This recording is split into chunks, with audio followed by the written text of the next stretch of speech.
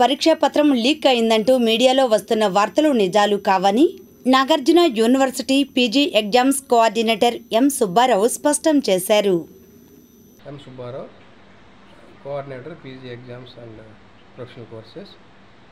ఈరోజు బీఈడి మొదటి semester examinations నిన్నటి నుంచి గురువారం నుంచి ప్రారంభమైనాయి. మన ప్రకాశం జిల్లాలో ఉమ్మడి గుంటూరు జిల్లాలో 23 కేంద్రాల్లో, ప్రకాశం జిల్లాలో 2 కేంద్రాల్లో ఎగ్జామ్ జరుగుతున్నవి. ఈరోజు పేపర్ లీక్ అయిందని ఒక రూమర్ ఒకటి సృష్టించారు. వాస్తవంగా గతంలో ఈ బీఈడి వరకు ఫిజికల్గా హార్డ్ పేపర్ ఇచ్చేవాళ్ళం. అది 2-3-4-5 రోజుల ముందే సెంటర్కి పంపించేవాళ్ళం.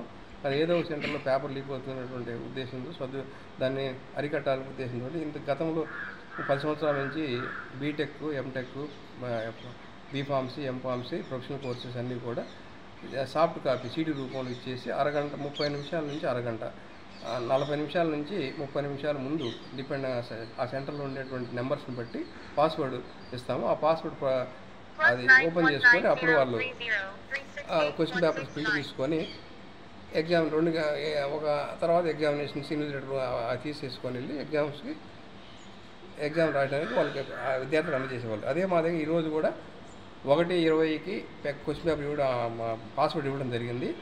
కొంతమంది ఈనాడు పేపర్ అతను 2:10 నిమిషాలకు ఫోన్ చేసి పేపర్ లీక్ అయింది. పోనీ ఎప్పుడు లీక్ అయింది అని అంటే 1:30కి అంటున్నాడు. అంటే మేము 2 గంటలకు ఎగ్జామ్ అంటే 40 నిమిషాల ముందు 1:20కి పాస్వర్డ్ ఇచ్చాం. కొన్ని సెంటర్లో 300 నుంచి 400 మంది విద్యార్థులు రాస్తున్నారు. అది అనుకూలంగా వాళ్ళు ప్రింట్ తీసుకునే టైం కావాలి కాబట్టి మళ్ళీ సర్దుకొని ఇన్విజిలేటర్ రూమ్ సర్దుకొని వెళ్ళిపోవాలని ఉద్దేశం ఇచ్చాం.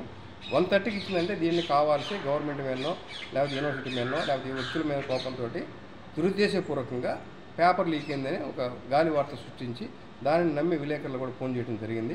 ఇది ఏమాత్రం అవకాశం లేదు. దీన్ని విచారణ జరిపి అది ఎవరు ఏ నెంబర్ ద్వారా తెలుసుకొని వాట్సాప్లో క్రీజండా తెలుసుకొని వాళ్ళ మీద సెంటర్ తీసుకొని అతని కేసు పెట్టి అది ఏ సెంటర్ వాళ్ళు లీక్ చేస్తే ఆ సెంటర్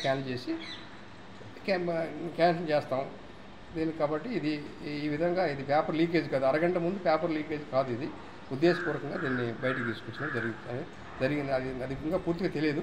అతను విలేకరి దాన్ని విచారణ జరిపి ఆ నెంబర్ తెలుసుకొని తద్వారా విచారణ జరుపుతామని చేస్తాం.